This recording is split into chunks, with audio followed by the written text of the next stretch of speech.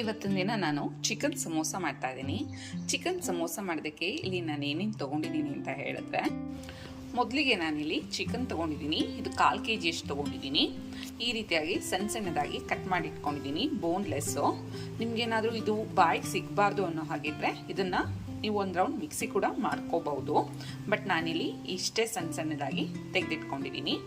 ಜೊತೆಗೆ 1 ಕಪ್ಪು ಕೊತ್ತಂಬರಿ ಸೊಪ್ಪು ಮತ್ತು 1 ಈರುಳ್ಳಿ, ಇದು ಜೀರಾ ಪೌಡರು, ಹಸಿಮೆಣಸಿನ್ಕಾಯಿ 2ರಿಂದ 3 ತೊಗೊಂಡಿದ್ದೀನಿ. ಜೊತೆಗೆ ಇದು ಗರಂ ಮಸಾಲ, ಇದು ಅಚ್ಕಾರದ ಪುಡಿ ಮತ್ತು ಧನಿಯಾ ಪುಡಿ ಇರೋಂಥ ಪೌಡರು, ಇದು ಶುಂಠಿ ಬೆಳ್ಳುಳ್ಳಿ ಪೇಸ್ಟು. ಇದಿಷ್ಟಿದ್ರೆ ನಾವಿವತ್ತು ತುಂಬ ರುಚಿಯಾಗಿ ಮತ್ತು ಗರ್ಗರಿಯಾಗಿ ಮನೆಯಲ್ಲೇ ಚಿಕನ್ ಸಮೋಸ ಮಾಡ್ಕೋಬೋದು. ಈಗ ಇಲ್ಲಿ ನಾನಿಲ್ಲಿ ಮೊದಲು ಸಮೋಸಗೋಸ್ಕರ ಹಿಟ್ಟು ಕಲಿಸ್ಕೊತಾ ಇದ್ದೀನಿ. ಅದಕ್ಕೋಸ್ಕರ ಒಂದು ಬೌಲ್ ತೊಗೊಂಡಿದ್ದೀನಿ ಮತ್ತು ಇದಕ್ಕೆ ಸ್ವಲ್ಪ ಓಂಕಾಳು ಹಾಕೋತಾ ಇದ್ದೀನಿ, ಸ್ವಲ್ಪ ಎಳ್ಳು. ಇದೆರಡು ಕೂಡ ನಿಮಗೆ ಆಪ್ಷನಲ್ಲು, ನಿಮಗೆ ಬೇಕು ಅಂತಂದರೆ ಹಾಕೋಬೋದು, ಇಲ್ಲ ಅಂತಂದರೆ ಹಾಗೆ ಮಾಡ್ಬೋದು. ಜೊತೆಗೆ ಸ್ವಲ್ಪ ಉಪ್ಪು, ಮೈದಾ ಹಿಟ್ಟನ್ನು ಕೂಡ ಇದ್ರ ಜೊತೆ ಸೇರಿಸ್ಕೊತಾ ಇದ್ದೀನಿ. ಸಮೋಸ ಇಲ್ಲಿ ಗರ್ಗರಿಯಾಗಿ ಬರಲಿ ಅಂತ ಹೇಳಿ ನಾನು ಇದ್ರ ಜೊತೆ ತುಪ್ಪ ಕೂಡ ಸೇರಿಸ್ಕೊತಾ ಇದ್ದೀನಿ. ನೀವು ತುಪ್ಪ ಇಲ್ಲ ಅಂತ ಹೇಳಿದ್ರೆ ಎಣ್ಣೆ ಕೂಡ ಸೇರಿಸ್ಕೋಬಹುದಾಗಿರುತ್ತೆ. ಈಗ ನಾನು ಇದನ್ನ ಚಪಾತಿ ಹಿಟ್ಟನ್ನು ಅದಕ್ಕೆ ಕಲಿಸ್ಕೊತೀನಿ ನೀರು ಹಾಕ್ಕೊಂಡು. ಇದು ತುಂಬ ಗಟ್ಟಿನೂ ಆಗಬಾರ್ದು ಮತ್ತು ತುಂಬ ತೆಳುನೂ ಕೂಡ ಆಗಬಾರ್ದು, ಆ ರೀತಿಯಾಗಿ ಕಲಿಸ್ಕೋಬೇಕಾಗಿರುತ್ತೆ. ರೀತಿಯಾಗಿ ರೆಡಿ ಆಗಿದೆ. ಮತ್ತೆ ಇದನ್ನ ಒಂದು ತಟ್ಟೆ ಮುಚ್ಚಿ ಒಂದು ಕಡೆ ಇಟ್ಬಿಡೋಣ. ಈಗ ನಾನಿಲ್ಲಿ ಒಂದು ಬಾಣಲಿ ಇಟ್ಕೊಂಡಿದ್ದೀನಿ ಮತ್ತೆ ಇದಕ್ಕೆ ನಾನೀಗ ಎಣ್ಣೆ ಹಾಕೋತಾ ಇದ್ದೀನಿ. ಎಣ್ಣೆ ಕಾದಿದೆ, ಹಾಗಾಗಿ ಈರುಳ್ಳಿ ಸೇರಿಸ್ಕೊತಾ ಇದ್ದೀನಿ.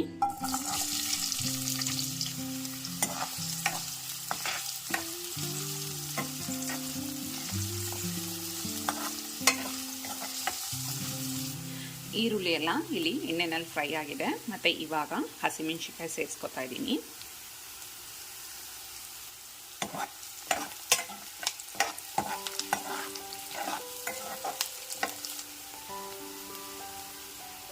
ಕ್ಯಾಪ್ಸಿಕಮ್ ಇದೆ, ಕ್ಯಾಪ್ಸಿಕಮ್ ಸೇರಿಸ್ಕೊತಾ ಇದ್ದೀನಿ.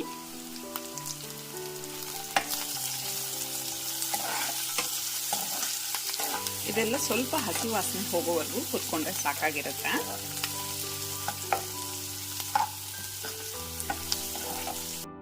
ಇದನ್ನು ತುಂಬ ಏನು ಹುರಿಯುವಂಥ ಅವಶ್ಯಕತೆ ಇರೋದಿಲ್ಲ, ಹಾಗಾಗಿ ಇದು ಲೈಟಾಗಿ ಫ್ರೈ ಆದರೆ ಸಾಕಾಗಿರುತ್ತೆ. ಮತ್ತು ಈಗ ಚಿಕನ್ ಸೇರಿಸ್ಕೊತಾ ಇದ್ದೀನಿ.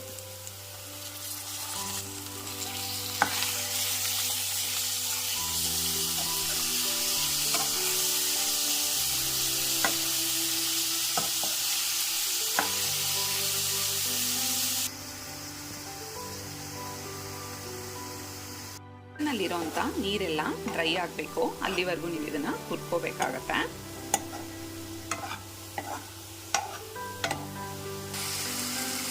ಇದೆಲ್ಲ ಆಗಿದೆ, ಹಾಗಾಗಿ ಇವಾಗ ನಾನು ಶುಂಠಿ ಮತ್ತು ಬೆಳ್ಳುಳ್ಳಿ ಪೇಸ್ಟನ್ನ ಇದ್ರ ಜೊತೆ ಸೇರಿಸ್ಕೊತಾ ಇದ್ದೀನಿ.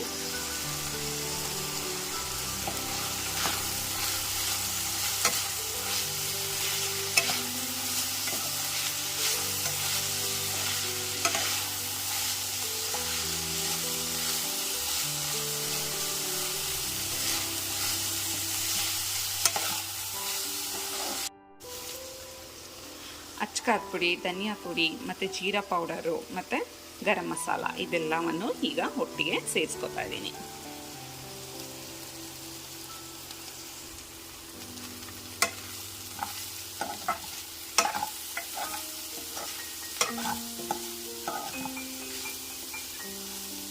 ಇದೆಲ್ಲ ತುಂಬ ಚೆನ್ನಾಗಿ ನೀವು ಮಿಕ್ಸ್ ಮಾಡ್ಕೋಬೇಕಾಗತ್ತೆ. ಮತ್ತು ಇಂಥ ಟೈಮಲ್ಲೇ ನಾನು ರುಚಿಗೆ ತಕ್ಕಷ್ಟು ಉಪ್ಪನ್ನು ಕೂಡ ಸೇರಿಸ್ಕೊತೀನಿ.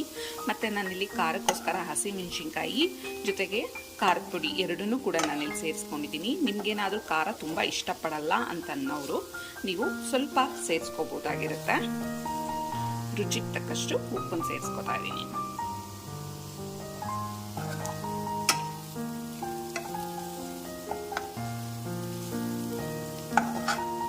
ಇದನ್ನೆಲ್ಲ ಚೆನ್ನಾಗಿ ಮಿಕ್ಸ್ ಮಾಡಿಕೊಂಡು ನೀವೊಂದು ತಟ್ಟೆ ಮುಚ್ಚಿ ಬಿಟ್ಬಿಡ್ಬೇಕಾಗತ್ತೆ. ಸ್ವಲ್ಪ ಹೊತ್ತು ಇದು ಹೀಗೆ ಬೇಯಬೇಕಾಗತ್ತೆ. ಅದಕ್ಕೋಸ್ಕರ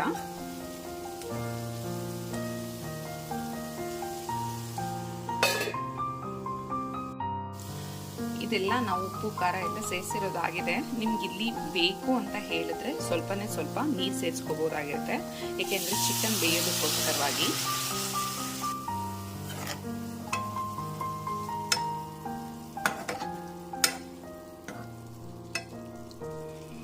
ಈಗ ಇದನ್ನ ಒಂದು ತಟ್ಟೆ ಮುಚ್ಚಿ ಬಿಟ್ಬಿಡೋಣ ಸ್ವಲ್ಪ ಹೊತ್ತು ಬೇಯೋದಕ್ಕೋಸ್ಕರವಾಗಿ.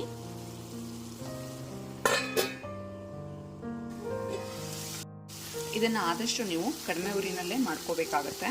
ಮತ್ತು ಈಗ ನಾನು ಇದಕ್ಕೆ 3 ಮೊಟ್ಟೆನ ಸೇರಿಸ್ಕೋತಾ ಇದ್ದೀನಿ. ಇದು ನಿಮಗೆ ಆಪ್ಷನಲ್ಲು, ಬೇಕು ಅಂತಂದರೆ ಸೇರಿಸ್ಕೋಬೋದು, ಇಲ್ಲ ಅಂತಂದರೆ ಹಾಗೆ ಬಿಡ್ಬೋದು.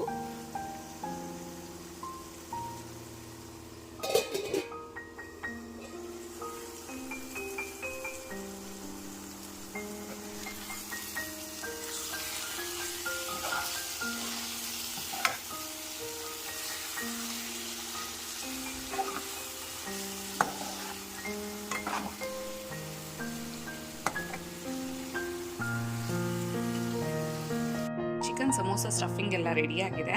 ಹಾಗಾಗಿ ನಾನೀಗ ಗ್ಯಾಸ್ ಆಫ್ ಮಾಡ್ಕೊಂಡಿದ್ದೀನಿ. ಆಫ್ ಮಾಡಿಕೊಂಡು ಕೊತ್ತಂಬರಿ ಸೊಪ್ಪು ತೊಗೊಂಡಿದ್ನಲ್ಲ, ಇದನ್ನು ಇದ್ರ ಜೊತೆ ಸೇರಿಸಿ ಇದನ್ನೆಲ್ಲ ತುಂಬ ನೀಟಾಗಿ ಮಿಕ್ಸ್ ಮಾಡ್ಕೋತೀನಿ.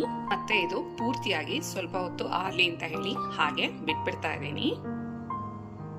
ನಾನು ಕಲಸಿಟ್ಕೊಂಡಿರೋಂಥ ಹಿಟ್ಟು ನಿಂದಿದೆ, ಹಾಗಾಗಿ ನಾವು ಇದನ್ನು ಚಪಾತಿ ರೀತಿಯಾಗಿ ಲಟ್ಟಿಸ್ಕೋಬೇಕಾಗಿರುತ್ತೆ. ಈ ರೀತಿಯಾಗಿ ನಾನು ಇದನ್ನು ಲಟ್ಟಿಸ್ಕೊಂಡಿದ್ದೀನಿ. ಮತ್ತೆ ಇದನ್ನು ನಾನೀಗ ಸ್ಟ್ರೈಟ್ ಲೈನ್ ಆಗಿ ಕಟ್ ಮಾಡ್ಕೋತೀನಿ.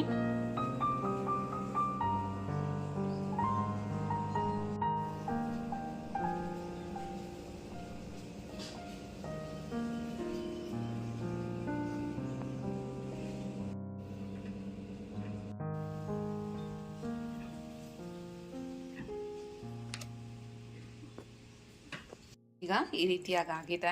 ಮತ್ತು ಇದಕ್ಕೆ ನಾನು ಏನು ಈಗಾಗಲೇ ರೆಡಿ ಮಾಡಿ ಸ್ಟಫಿಂಗ್ಸು ಅದನ್ನು ಇದಕ್ಕೆ ಫಿಲ್ ಮಾಡ್ಕೋತಾ ಇದ್ದೀನಿ.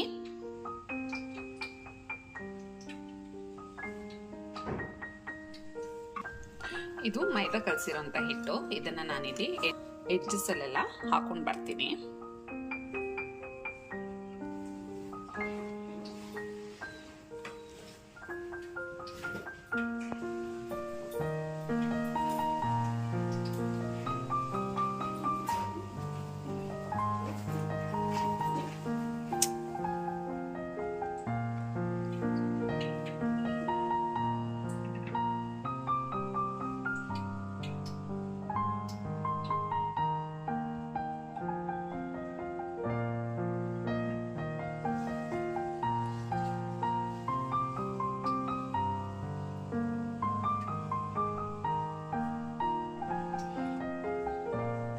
ಇದೇ ರೀತಿಯಾಗಿ ನೀವೆಲ್ಲವನ್ನು ರೆಡಿ ಮಾಡ್ಕೋಬೇಕಾಗತ್ತೆ.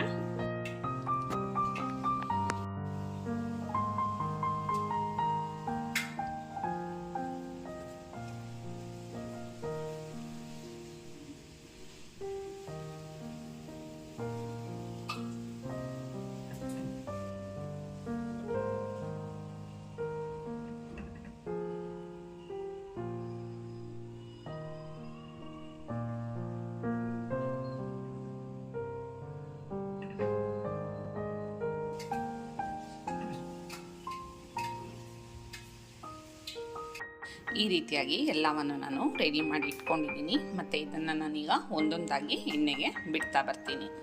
ಇಲ್ಲಿ ಈಗಾಗಲೇ ನಾನು ಎಣ್ಣೆನ ಕಾಯೋದಕ್ಕೆ ಇಟ್ಕೊಂಡಿದ್ದೀನಿ. ಮತ್ತು ಇದಕ್ಕೆ ಒಂದೊಂದಾಗಿ ಬಿಡ್ತಾ ಬರ್ತೀನಿ.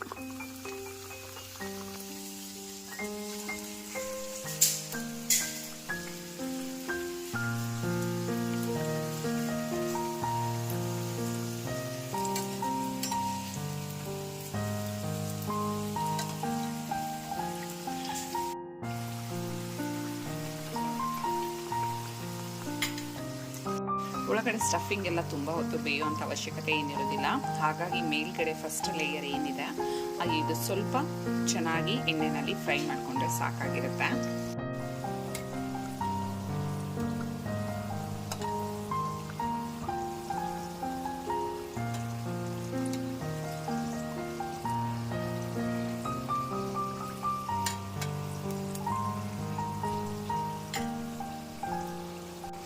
ಒಳಗಡೆ ಸ್ಟಫಿಂಗ್ ಎಲ್ಲ ಈಗಾಗಲೇ ಚೆನ್ನಾಗಿ ಬೆಂದಿರೋದ್ರಿಂದ ಹಾಗಾಗಿ ಇದೇನು ತುಂಬ ಹೊತ್ತು ಬೇಯುವಂಥ ಅವಶ್ಯಕತೆ ಏನಿರೋದಿಲ್ಲ. ಮೇಲ್ಗಡೆ ಫಸ್ಟ್ ಲೇಯರ್ ಏನಿದೆ ಇದು ಮಾತ್ರ ಎಣ್ಣೆಯಲ್ಲಿ ನಾವು ಕರೆದ್ರೆ ಸಾಕಾಗಿರುತ್ತೆ. ನೋಡಿ ಇದೆಲ್ಲ ಆಗಿದೆ, ಹಾಗಾಗಿ ನಾನು ತೆಗಿತಾ ಇದ್ದೀನಿ.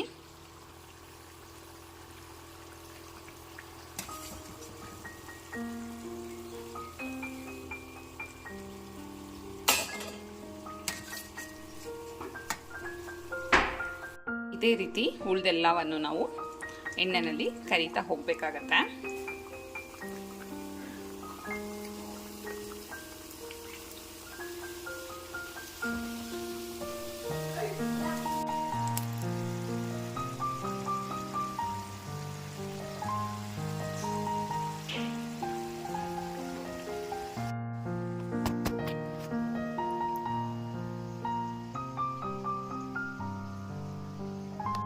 ನೋಡಿ ಕೊನೆಯದಾಗಿ ನಿಮಗೆ ಇದು ಈ ರೀತಿಯಾಗಿ ಬರುತ್ತೆ.